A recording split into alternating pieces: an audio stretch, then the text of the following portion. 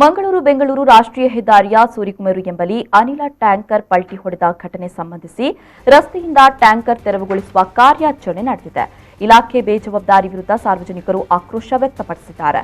ಇಂದು ಬೆಳಗ್ಗೆಯ ವೇಳೆಗೆ ಮಂಗಳೂರು ಕಡೆಯಿಂದ ಶಿವಮೊಗ್ಗ ಕಡೆಗೆ ಇಂಡಿಯನ್ ಕಂಪನಿಗೆ ಸೇರಿದ ಅನಿಲ ಸಾಗಾಟ ಮಾಡ್ತಾ ಇದ್ದ ವಾಹನ ಚಾಲಕನ ನಿಯಂತ್ರಣ ಕಳೆದು ರಸ್ತೆಗುರುಳಿದೆ. ಬೆಳಗಿನಿಂದಲೇ ವಾಹನ ಸಂಚಾರ ಸ್ಥಗಿತಗೊಳಿಸಲಾಗಿತ್ತು. ಬದಲಿ ರಸ್ತೆಯ ಮೂಲಕ ವಾಹನಗಳು ತೆರಳಲು ಅವಕಾಶವನ್ನ ಕೂಡ ನೀಡಲಾಗಿತ್ತು. ಈ ಸಂದರ್ಭ ಮಾಧ್ಯಮಗಳಿಗೆ ಪ್ರತಿಕ್ರಿಯೆ ನೀಡಿದ ಸಾರ್ವಜನಿಕರು, ರಾತ್ರಿ ವೇಳೆ ಟ್ಯಾಂಕರ್ ಸಂಚರಿಸಲು ಅವಕಾಶವಿಲ್ಲ, ಕಾನೂನು ಉಲ್ಲಂಘಿಸಿ ಸಂಚಾರ ಮಾಡ್ತಾ ಇದೆ. ಕೆಲವು ವರ್ಷಗಳ ಹಿಂದೆ ಪೆರ್ನೆದುರತ್ತ ಹಾಗೂ 2016ರಲ್ಲಿ ಸೂರಿಕುಮೇರುನಲ್ಲಿ ಇದೇ ರೀತಿ ಘಟನೆ ನಡೆದಾಗ ಜಿಲ್ಲಾಧಿಕಾರಿ ಆದೇಶವನ್ನ ಹೊರಡಿಸಿದ್ರು. ಹೆದ್ದಾರಿಯ ಡಾಮರೀಕರಣ ವೇಳೆ ರಸ್ತೆ ಬದಿಗಳಿಗೆ ಮಣ್ಣು ಹಾಕದ ಕಾರಣ ಹೊಂಡ ನಿರ್ಮಾಣಗೊಂಡಿದೆ. ಇದರಿಂದಾಗಿ ಅಪಘಾತ ಸಂಭವಿಸ್ತಾ ಇದೆ. ಹೆದ್ದಾರಿ ಇಲಾಖೆ ನೇರ ಹೊಣೆಯಾಗಿದೆ ಅಂತ ಆರೋಪಿಸಿದ್ದಾರೆ.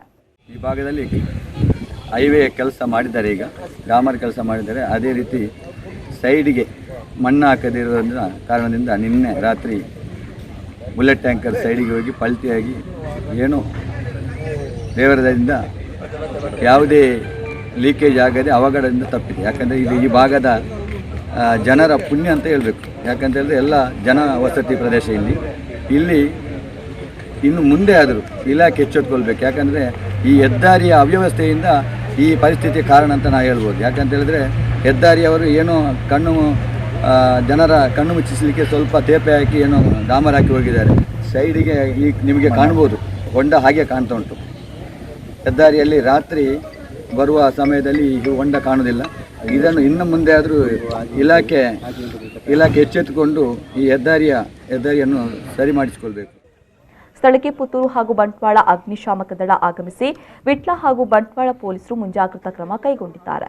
ಬಂಟ್ವಾಳ ತಹಶೀಲ್ದಾರ್ ರಶ್ಮಿ ಎಸ್ಆರ್, ವಿಟ್ಲ ಕಂದಾಯ ನಿರೀಕ್ಷಕ ದಿವಾಕರ್ ಭೇಟಿ ನೀಡಿದ್ದಾರೆ.